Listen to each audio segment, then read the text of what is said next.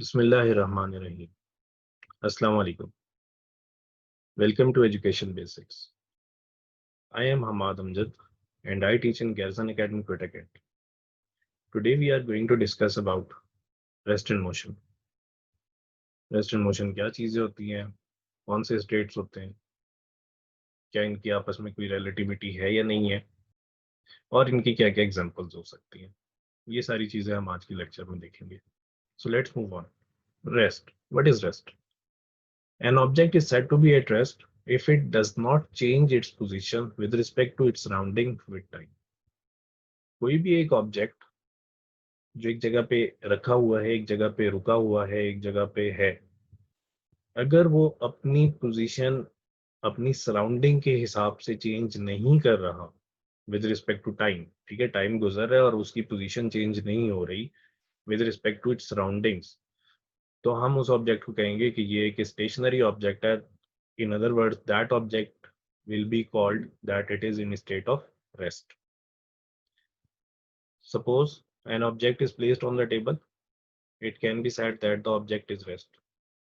कि अगर आपने टेबल के ऊपर लेट्स सपोज कोई ग्लास रखा हुआ है, अब वो ग्लास जो उसकी सराउंडिंग्स हैं, टेबल की जो चेयर्स हैं या जो टेबल है, जो सीलिंग है, ठीक है, जो बाकी और आसपास रूम में और जो चीजें रखी हुई हैं, अब वो ग्लास अपनी पोजीशन को चेंज नहीं कर रहा विद रिस्पेक्ट टू सराउंडिंग्स, तो हम कहेंगे कि वो जो ग्लास है वो इन स्टेट ऑफ रेस्ट है, यानी कि वो एक स्टेशनरी है, वो मूव नहीं कर रहा.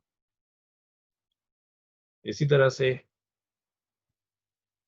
कोई भी ऑब्जेक्ट जो एक जगह पे प्लेस किया हुआ है, ठीक है, या हो सकता है कि वो ऑब्जेक्ट मूव भी कर रहा हो बेसिकली, ठीक है, लेकिन हम तब भी उसको ऐसा कोई सिनेरियो हो सकता है कि हम उसको कहें कि नहीं, वो इन स्टेट ऑफ रेस्ट है. इसको हम आगे जाके रिलेटिविटी के अंदर देखेंगे.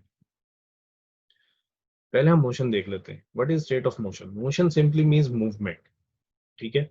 रेस्ट को हमने कहा कि वो स्टेशनरी मीन्स जब कोई चीज स्टेशनरी एक जगह के ऊपर रखी हुई है, मूव नहीं कर रही, और मोशन में हम उसकी मूवमेंट को डिस्कस करेंगे. An object is said to be in motion if the position changes with respect to its surrounding and time.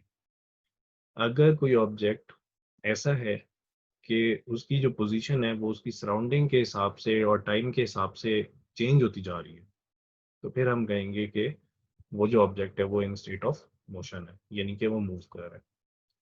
For example, आप बॉल थ्रो करते हैं, ठीक है, वो बॉल जो है, आप एक ग्राउंड में खड़े हुए हैं या आप अपने रूम में हैं या आप स्ट्रीट में खेल रहे हैं, कहीं पर भी हैं, ठीक है, उसकी सराउंडिंग चेंज होती जा रही है.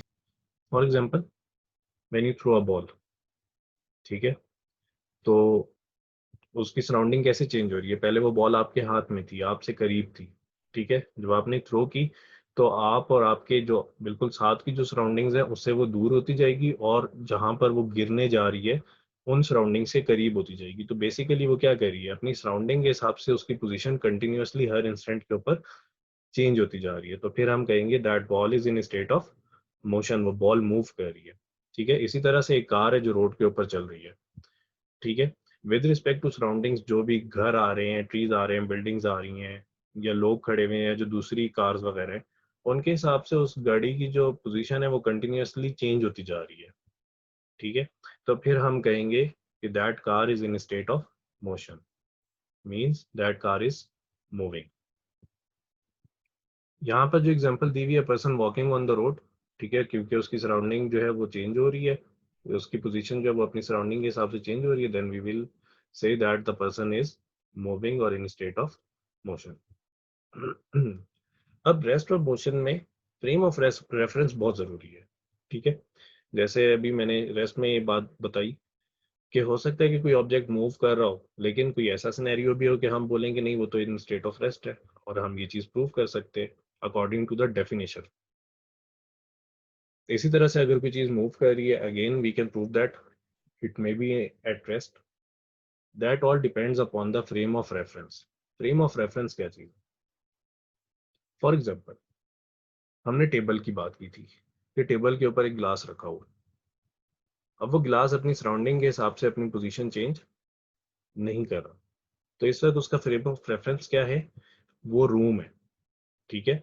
वो रूम है या वो टेबल है, वो टेबल की सराउंडिंग्स हैं जिसके हिसाब से वो जो ग्लास है वो अपनी पोजीशन चेंज नहीं कर रहा, तो हमने कहा था कि that glass is in state of rest. लेकिन लेट सपोज अगर कोई बंदा चांद पे है, ठीक है, अब हम फ्रेम ऑफ रेफरेंस को उस रूम से उठा के मून पे ले गए, तो मून के हिसाब से जब हम मून पे जाके देखेंगे तो अर्थ तो रोटेट कर रही है, अर्थ तो मूव कर रही है, ठीक है, तो उसके अंदर जितनी भी चीजें हैं वो सारी की सारी मूव कर रही हैं, वो टेबल भी मूव कर रही है और टेबल पे रखा हुआ वो ग्लास भी मूव कर रहा होगा। तो अब जब हमने फ्रेम ऑफ रेफरेंस अपना उस रूम से मून पर ले गए हैं, तो मून का जो फ्रेम ऑफ रेफरेंस है उसके हिसाब से अब वो ग्लास स्टेट ऑफ मोशन के अंदर आ गया। ठीक है, इसी तरह से हम एक और एग्जांपल डिस्कस करते हैं, वो उसको उसी को हम रिलेटिविटी के अंदर भी डिस्कस करेंगे कि आप बस के अंदर ट्रेवल कर रहे हैं, तो आप या कोई भी पैसेंजर वो बाकी सारे पैसेंजर्स के हिसाब से, यानी कि जो इंटरनल सराउंडिंग है बस की, उसके हिसाब से वो at in state of rest है, क्योंकि वो अपनी पोजीशन तो नहीं चेंज कर रहा।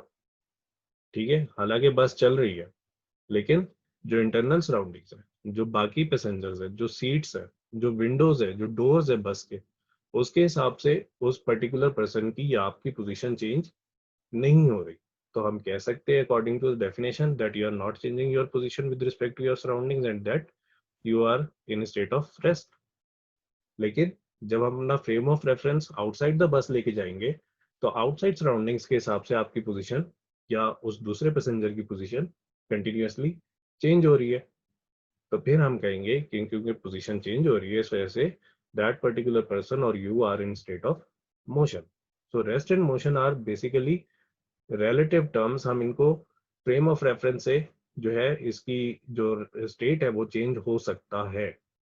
ठीक है, तो इस चीज को आपने माइंड में रखना है कि रेस्ट और मोशन जो है वो दोनों रिलेटिव टर्म्स हैं। ये सारा का सारा फ्रेम ऑफ रेफरेंस के ऊपर डिपेंड करता है कि आप उसको किस फ्रेम ऑफ रेफरेंस के थ्रू जज करें। सो यही हमारा आज का लेक्चर था। होप आप लोगों को क्लियर हो गया होगा कि रेस्ट मोशन जो है वो कौन से स्टेट्स होते हैं और इनकी जो रिलेटिविटी है या फ्रेम ऑफ रेफरेंस है वो किस तरह से हम या वो उसकी क्या इंपॉर्टेंस होती है फ्रेम ऑफ रेफरेंस की। ठीक है, और इनको हम रिलेटिव टर्म्स क्यों कहते हैं। तो अगर आपका कोई भी कमेंट हो, कोई सजेशन हो, तो आप मुझे डिस्क्रिप्शन में मेंशन मेरे ईमेल आईडी या फेसबुक अकाउंट के थ्रू कांटेक्ट कर सकते हैं। अगर ये वीडियो आपके लिए हेल्पफुल है तो सब्सक्राइब ज़रूर कीजिएगा और लाइक भी कीजिएगा और शेयर भी कीजिएगा। Thank you.